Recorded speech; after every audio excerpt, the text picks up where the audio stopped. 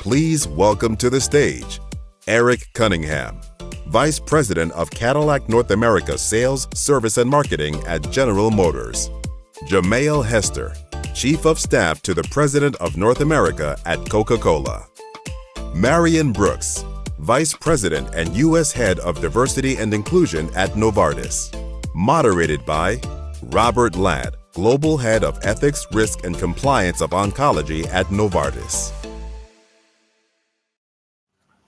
Hey guys, I'm going to try to figure out how to work it in. I talked to a friend of mine. She's at Pfizer, who just did a 360. And she's fairly senior. She just got all her feedback, and you won't be surprised by this. Some of what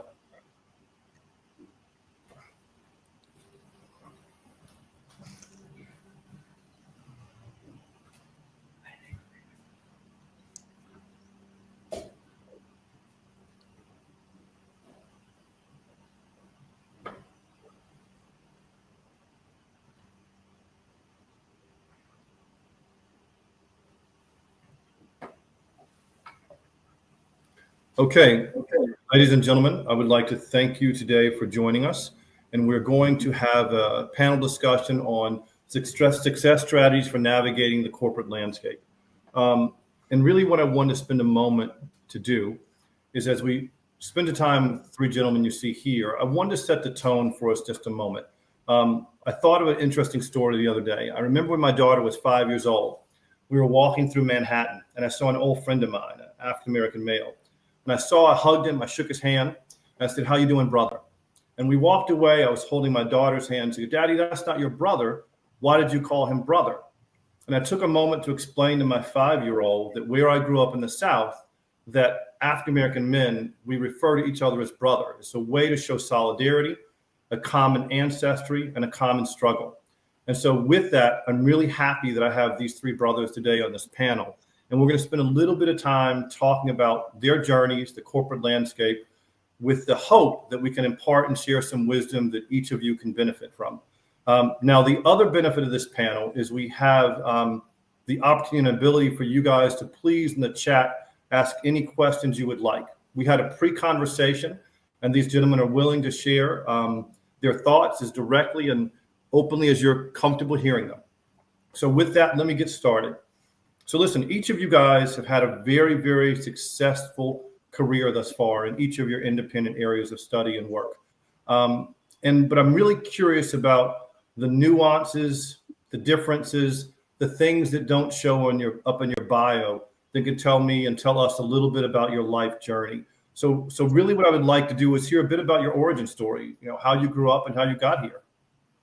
Why don't we go ahead and start with Jay, if it's okay this time. Yeah, hey man, pleasure to be here.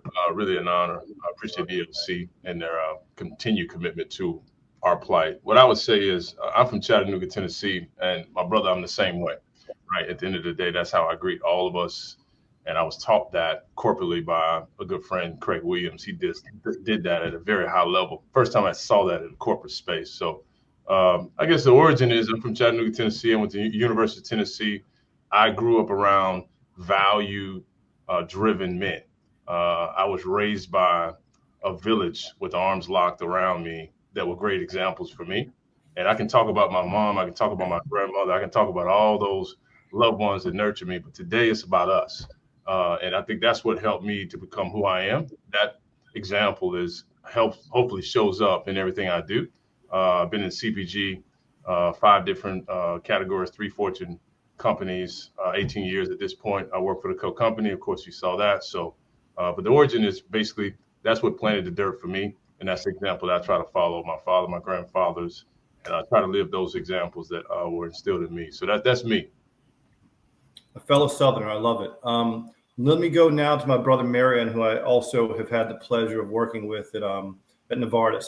And one of the things I have to say this about Marion, when the murder of George Floyd took place and the launching of Black Lives Matter movement, Marion was able to drive discussions at Novartis, dialogue with senior leaders, and create a platform that in my more years I want to count in corporate America, I've never seen.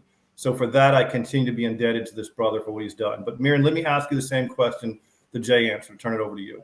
Yeah. Thank you, Robert. So for me, I come from the South as well, Texas, actually Fort Worth, Texas. But I come from a humble background. So my parents were not in a position to raise my brother, my sister, and me. So my grandparents had to step in. And my grandparents stepped in, and it was one of the best things that could have ever happened to us. But when you think about two people who have retired, now they have three children, we struggled financially. There wasn't always enough food in the house to eat. And based on how some people in our community, as well as even in my family, viewed my parents, they felt that didn't have a chance. I remember being a little boy and hearing the adults say, "Oh, that boy doesn't have a chance." But my grandmother was my guiding light, because I said to her, "I heard what they said. Why would they say that about me?" And she said, "Let me explain something to you. People will put their limitations on you if you accept them." I was born as a Black woman in 1915, and I went to college. The only limitations you have in your life are the ones that you accept. So she's always been my North Star. She's with me every day. She's not on earth anymore, but she's always going to be in my heart. And I follow that, and I try to share that with everyone. The only limitations we have are the ones that we accept. Marion, very well said. Very well said. And last but not least, Eric, may I come to you next? Yeah, thank you, Robert. And unlike my colleagues, I'm from the North. I was born and raised in Chicago. And I think as we get into this discussion, you'll see a strong influence of Black women because my mom was certainly an influence on me. She was a school teacher in Chicago, and she worked for the Chicago Police Department. So she'd work and teach school from 8 in the morning to 2:30, take a nap, and then she worked at the police department from 11 to 6 o'clock. And she did that for 35 plus years. And that element of hard work and the journey that I watched her go on, and all the love and affection that she gave me, is what drives me on a daily basis. So the power and the influence of the Black woman, you can see, is already impacting the three of us.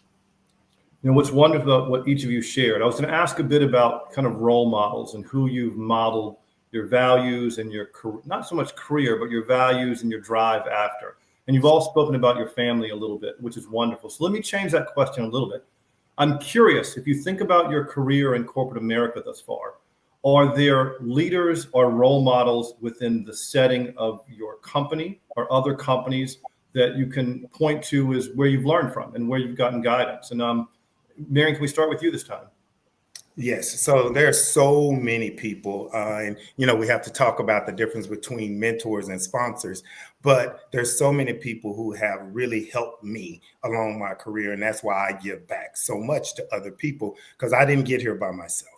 Navigating these treacherous waters sometimes can be very difficult, but having someone who's sitting in the seat that can speak for you when you're not there is critically important.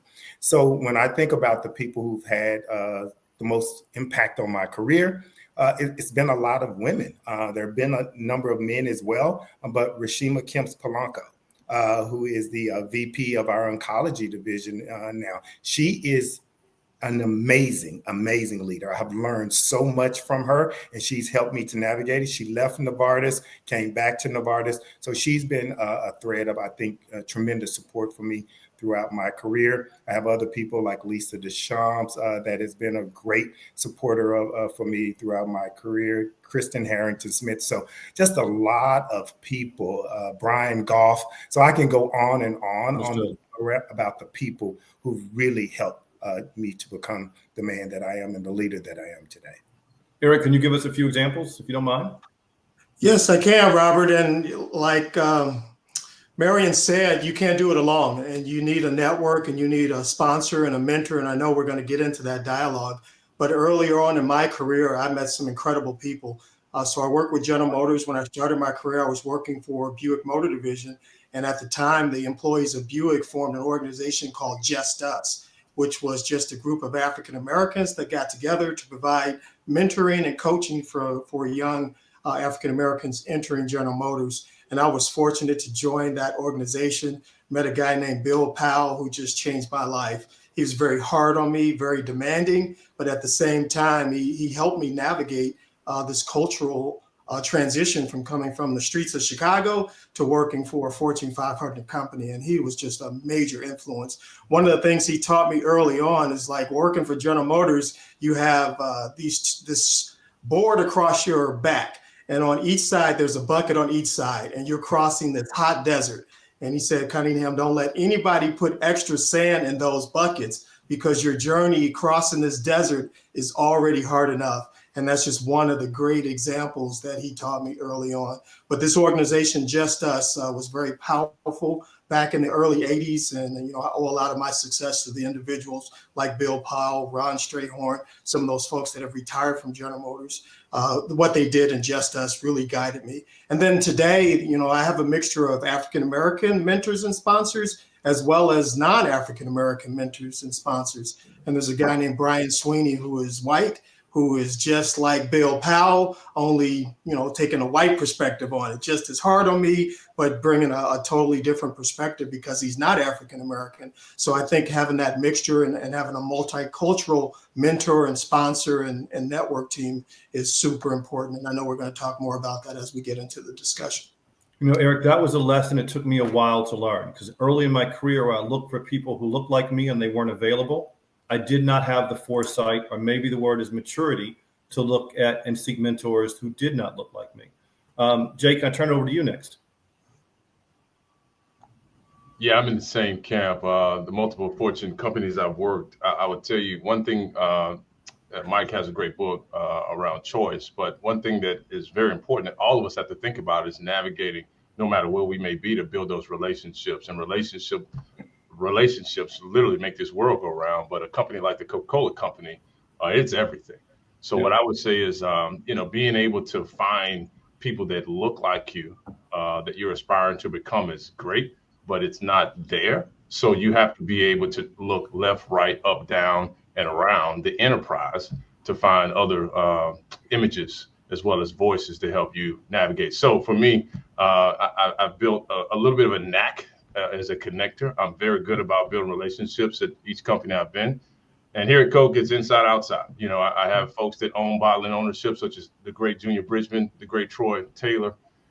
Then also have folks that, you know, walk these halls at a higher level than anyone in the history of this company, Carl Ware, that I pull from time to time, Craig Williams. And then, of course, there's those that don't look like me, that come from completely different walks of life. My boss, Alfredo Rivera, many different people, right? So it's just important to just step outside of your comfort zone, because you'll be surprised how similar we are versus different. And I think that's one of the biggest lessons around creating relational value in the building that you're in to help catapult your success. So just something I found. So listen, you've all been kind enough to share a little bit about the beginning of your journey. But what I'm curious about now is what I'll call evolution and development. So I'm curious if you can share a little bit about your experiences, whether they be positive or negative, because both are important. You know, being a Black professional, when you came up early versus what you're seeing for our younger brothers and sisters today. What are some of the differences you're seeing, if you don't mind sharing? And Jay, why don't we stick with you? Hey, I'm going to be honest right here. This is where we're going to have an inflection moment right here. All right, okay? So the assumptions that I dealt with at my smallest table I set when I used to work for those other guys that sell the product we sell are the same assumptions I deal with today at the biggest table I've ever set. So I would tell you that hadn't really changed, unfortunately. Now it's 18 years, right? It's not 30, but it's 18 years. That's still there. But my then informs my now in a much different way. So how I deal with it, I'm much more equipped, and I'm in a different position based on my then. So that helps me. But I would tell you that for the young brother that's coming up right now, they have more power, they have more ability to be curious, they have the autonomy to ask questions of things that, and there's no way I was going to ask somebody that wasn't a brother. I'm going to be honest with you, right? When I start. So I would just challenge us to be thoughtful about the context you're in, reach back to understand what was. But just, I do think the time is now for brothers to capture the opportunity that we probably didn't have. It's not easy, but it's different. To at least have a conversation and ask and be curious about certain things, whether it be someone's background, how you got to where you are, what you do, those questions, I couldn't even ask those questions to certain people when I came in. And I'm 41, right? So I would just say that's the assumptions and the reality in the minds of many and the perceptions, unfortunately, 100% are still the same, in my opinion, personally, that I still and we all still have to be cognizant that exists, and we got to overcome them. Just know that going in. Marion, you have the same experience? So yeah, in my 30-year career, I would say right now that there are so many more opportunities. Like if you look at the four of us on this screen and all of these young brothers have the access to us. When I started out, there were very few that you could see that looked like us that were sitting in the seats where decisions were made. But I remember one story, just going back to the original component of your question, when I was interested in a certain role. And I was with the organization and I was, high performer, won President's Club, doing all of these amazing things. And I was speaking to a mentor who is not African-American. And he said, well, Marion, what do you want to do? What is your ultimate career goal? And I told him it's going to be marketing and I want to be a head of marketing. And he said, I can help you get into marketing. It's going to be hard for you to become a head of marketing for two reasons. Number one, you're coming from sales. And number two, you're African American. And neither are considered strategic in this current environment. I almost fell out of my chair and I started rattling off all the strategic things that I was doing. And he said, Marion, I understand that you're strategic. You're preaching to the choir here. You have to make strategic and being strategic part of your brand if you're going to ultimately accomplish that goal. So I went through that whole process and I took that as a challenge. I could have gone to HR. I could have done a lot of things, but I took it as a challenge to say, okay, this is about branding. I know that it's not fair, and we still deal with those types of things, but it was an opportunity that I jumped on, and I ultimately, good part of the story is I became the first African-American man in the organization to be a head of marketing. But it took me a longer path than it takes others. But now that I've been able to go along that path, I help others get down that path much faster than I did. Eric, wonderful, Marion. Thank you. Eric, let me ask you a slightly different question. So if you think about young brothers or sisters now who are sitting in the chairs that we occupied, a few years ago, do you have any particular advice for them for how to overcome these type of obstacles? Yeah, I want to quickly tell a story. So like Marion and Jay said, I've got 40 years now, so I think I'm the oldest on the panel, unfortunately. But like they said, it's very different. It's a very different organization, a very different industry, a very different corporate environment today versus what I grew up in. I mentioned that I started on the south side of Chicago, and my first district with General Motors was in Savannah, Georgia. And being from Chicago, I had to look at a map to figure out where Savannah was. And my first district, this was back in the late 80s, was all of South Georgia. Albany, Moultrie, Tifton, Georgia, where they were still flying Confederate flags. And it was a very, very different environment. And I had to navigate that environment on my own. I had Just Us as a mentor organization. We meet once a month. But overall, I was out there navigating this environment on my own. We didn't have diversity, equity, and inclusion processes and directors and groups to help guide us. So it's very, very different now. And then my advice to anyone trying to navigate this system is to build that team Cunningham, as I describe it. Surround yourself with like-minded people, get a good mentor, get a good sponsor, and work your network hard. That is my advice. I think we as African Americans, for some reason, we just want to do everything on our own, and we're afraid to ask for help, whereas our non-African partners are the exact opposite. They leverage the hell out of their network, every opportunity that they can. And we have to build, again, that team Cunningham, that mentor, that sponsor. And then once we have that team in place, we have to leverage it at every single opportunity is my advice, Robert. And become power users of your network and your team. Wonderful. There are a couple buzzwords there, and I paused to write them down. And it's really going to take me into my next question.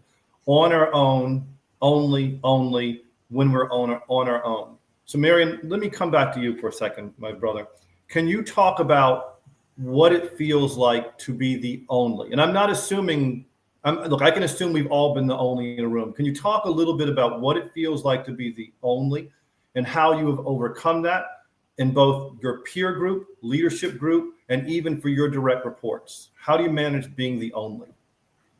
So, Robert, like all of us, I've usually been the only in a number of the rooms that I'm in, even today. A lot of the rooms that I'm in, I'm the only. But the way that I look at it is I can go in with this mindset of I'm the only, and they're probably judging me this way, or they're expecting this or that from me. And I could have this defensive posture going in. But I don't do that. Sometimes I forget. Most times I forget that I'm the only in the room, to be honest with you, because what I focus on is competence. So I evaluate everyone in the room based on their competence and the value they're bringing to the situation or the conversation. And I always go in with the mindset is I need to show up as one of the most competent people in this room. So I focus on that versus being the only person that looks like me in the room, more focused on making sure that I am the most competent person in the room. Well said. Jay, can you talk a little bit about being the only? Yeah, it's all I know, unfortunately, right? So at the end of the day, that's something we have got to just get used to, depending on where you play, what industry you're in, especially in this kind of food and bev industry. It's always been the case. There may be one other at times across the multiple roles, but as a Black man, for sure, I'm the only now. I've been the only last three, the last three assignments, right? North America. So what I would say with that is, to what Miriam just said, I don't even think about it, right? I try to ensure preparation trumps all things that perception may throw at me. I'm just ensure I'm prepared, and this is a little bit harsh, but I just try to kill everything on the desk. If it comes across the desk, you have got to absolutely just kill it, no matter what the email request is, no matter how small it is, how menial it may sound, or beneath you think it is. Just kill everything that comes across your desk so there's no questions about your performance. So that's one, and be prepared for anything that may come up. You're not always going to have the answers, but I don't always know everything, but I have the resourcefulness to be able to go find a solution. And that combination keeps me from even thinking about me being the only one. I now try to ensure that I'm highly differentiated, highly successful, and I just happen to be Black. And that's how I try to think about it versus, man, I'm looking around. Now, let's be very clear. I'm trying to change the room. So my job is to continue to be successful so that I have the P&L responsibility to change the room. But until I can do that, I don't focus on it anymore. So Eric, let me ask you something. Look, you've led teams, you've had direct reports to you, various size teams. In fact, how have you managed being the only when also having to be the leader, inspire, build trust, and move a team in a strategic direction following priorities? Any challenges there in the past? Yeah, I'd say Marion nailed it. Is this idea of competitive greatness? And for me, I'll have 5 additional meetings this evening, and I'll be the only African American in most of those meetings, if not all of those meetings. And it kind of is what it is. But just like Marion said, is this competitive greatness where I'm always trying to be the best I can when the company needs my very best. And I think that's the definition of competitive greatness, being your best when the company needs your best. And in these meetings, I think less about the color that I am and the diversity of the room, and more, like Marion said, making sure I'm at my best when the company needs me. Right now, we're about to launch the Cadillac Lyriq. It is an unprecedented and very important launch, and I'm doing everything I can to kill that launch and make it the best launch in the history of General Motors, and trying to have this mindset of competitive greatness versus, thinking about I'm the only African American in the room. After 40 years, you like Jay said, you become kind of numb to it. And I'm doing everything I can, as Jay said, to change that. But in the meantime, it's all about just killing every assignment and being the very best I can be when the company needs me at my best. Thank you, Eric. Robert, watching some of the, yes, Marion, please. I just wanted to add on to that, to the second part of the question that you've asked us is regarding when you're the only and you're leading a diverse team and how do you build it. One of the things that I do is I make sure that I identify what's important to that individual. So I have one-on-ones to make sure that they understand that I'm not just interested in what they can do. I'm also interested in them as an individual. And I typically sit down early on We're not going to talk about the business. We're going to talk about you. And I want to understand, what's your career path? What's your development look like? What are you interested in? And how can I support you in that manner? And when you connect with people on that human level as a leader, you get so much more out of them, so much more trust, and the culture becomes the shape that you design. Yeah, Robert, I wanted to also add a point that Jay made too, because you asked me, when you're leading, what do you do to kind of drive and make things better? And one of the things that I try to do is to put in process and in place things that change the way the organization looks and the way the organization behaves. So for example, if anyone on my team is doing an interview, I make sure that the interview team is going to be diverse, that the list of candidates are diverse, and trying to put those processes in place as the leader to make sure that the room does change over time. And I just wanted to piggyback on the comment that Jay made there. So let me take Philip put a question in the chat. Let me read it out loud for the purpose of the audience, and I'll let whoever wants to take it do so. How do you balance success in corporate America as a Black man while balancing one's obligations as a family man, i.e. husband and father, in addition to maintaining your personal health? $1 million question. I'll throw it to any of you gentlemen who'd like to take it. So I'll take that. So I've got 3 daughters, 5, 8, and 11, and a beautiful queen at the house. And then I had a girl dog. So I'm just getting hit. Okay. So with 5 sports going on and all that I'm involved in this company, you have to understand the balls, right? You all heard that analogy where the Coke ball is rubber, all these things can bounce. But that ball that is made of glass is my family. I can't drop that ball, right? So at the end of the day, I prioritize my schedule based on that, my time based on that. Again, I still have to kill what's on the desk. So that may mean I get up before everybody ever thinks about getting up, but I have to be there for dinner to ensure that I have that time with them so they can see an example of what a man or father or husband should be. I have trade-offs. I don't have a lot of time to socially play golf, right? If I'm going to play, it's going to be 2 hours and I'm solo, or maybe 1 or 2 people. That's it. I don't have time, right? There's things I have to trade off that I can't go to, concerts, invites, dinners. I just can't go to. And I have to be very clear with my boss, superior, whoever else it may be, stakeholders, as to why I can't make something. Do they need to know why? No, just Jay has a personal commitment. He cannot attend. Here's the delegate on his behalf, whatever that may be. So until you get to a place where it matters that much to you, you're going to always get taken advantage of, and then you're going to feel slighted. And you have to take a stance because the question is, what's on your epitaph, right? What's on the tombstone? Is it the brand? Is it the title? Or is it here lies Father, Son? And, so that's the question. What's the destination? And based on that, you make your call. Yeah, and I applaud Jay for learning that lesson early in his career, because it took me a while to learn that lesson. I think in order to get to the level that we are, you have to make personal sacrifices. Right. And I made a lot of sacrifices, and I'm realizing now that some of those sacrifices didn't yield anything, and they were unnecessary, and they were self-imposed because the company didn't ask me to make that sacrifice.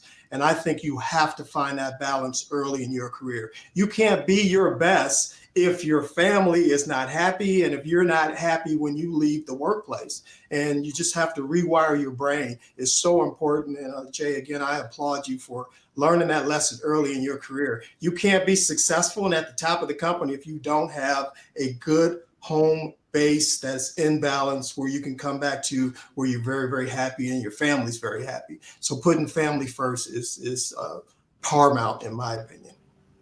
And like you, Eric, I learned the lesson later in life, and I look back at some of the things. I love what you said, self-imposed, because I was making some of the sacrifices because I was looking over my shoulder, or I knew I was the only one, and that I was trying to cut a path that hadn't been cut before.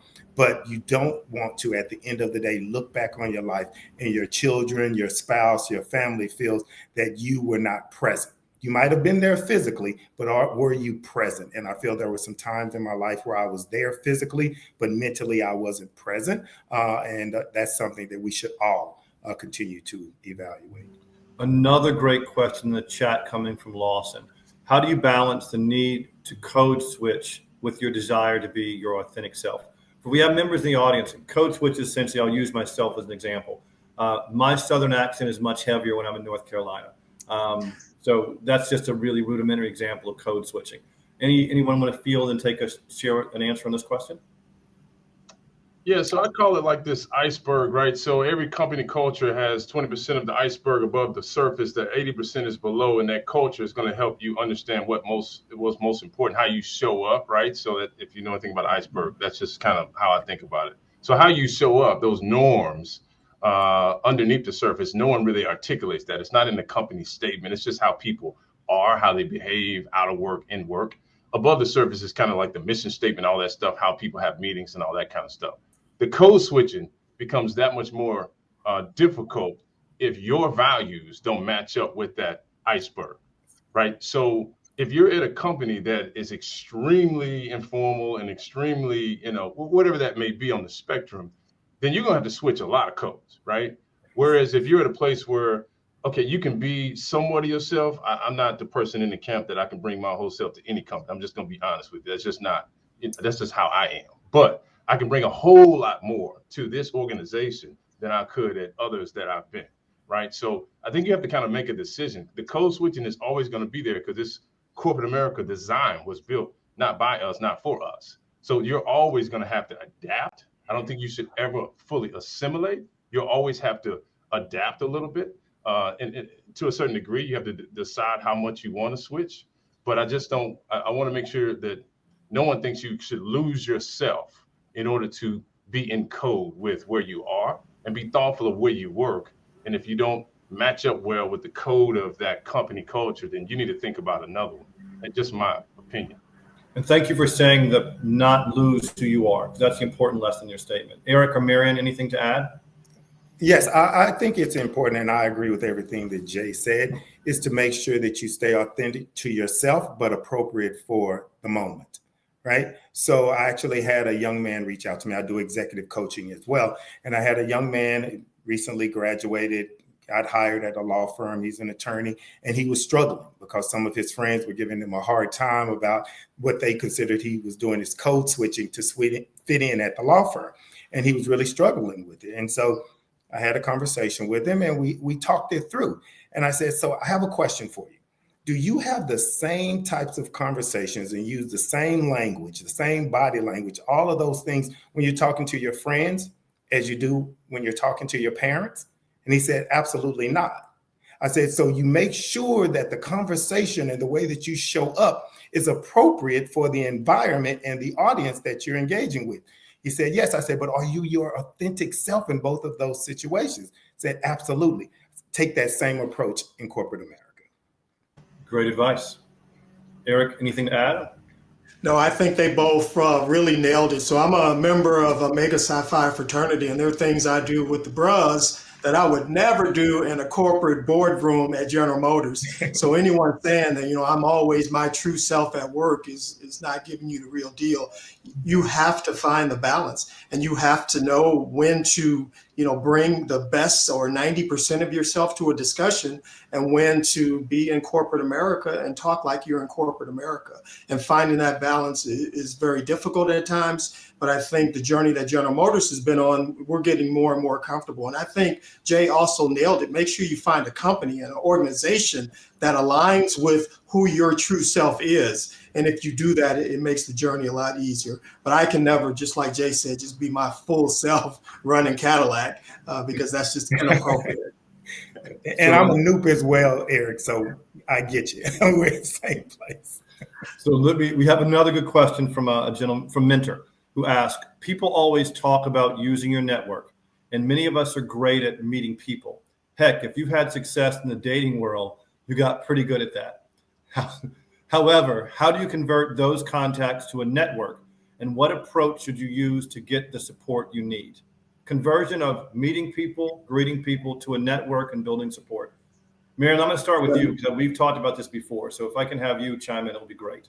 Yes. So one of the things that I always say is when you're networking, you need to show up as a connector and not a parasite. Parasites just come to take and get and leave, right? And when they don't need you anymore, you won't hear from them. So as you're networking, make sure that you're networking from an authentic place. If you're going to an event and you know that certain people are going to be, do your homework. Identify areas of connection with those individuals, or even things that you want to learn from the individual. So when you introduce yourself to Robert Ladd, you tell them a little bit about who you are and what you would love to learn about their journey. It shows that you are interested in them and trying to connect. And then the other thing I say is just ask for maybe 15 minutes to learn more about X, Y, or Z from that individual on their calendar. I remember earlier in my career, Brian Goff, I mentioned him earlier. He is one of the people who really helped to propel my career. He's not African-American, he's a white man, but I met him in line at a buffet at an event. And I knew he was going to be there. I knew I was interested in getting into marketing. He was the head of marketing. He got in line, I got behind him, started up a conversation, introduced myself, asked him for 15 minutes on his calendar to learn more about how he transitioned from sales to marketing. Became one of the biggest sponsors of my career. Wonderful success story. I'm going to come to Jay or Eric on the next question. Middledge asked, great content thus far, gentlemen. Can you speak to the impact vulnerability has had in your career trajectory? Vulnerability is a term that can be eschewed amongst Black men, but it's also vital for growth. Very well said. May I give this one to either Jay or Eric?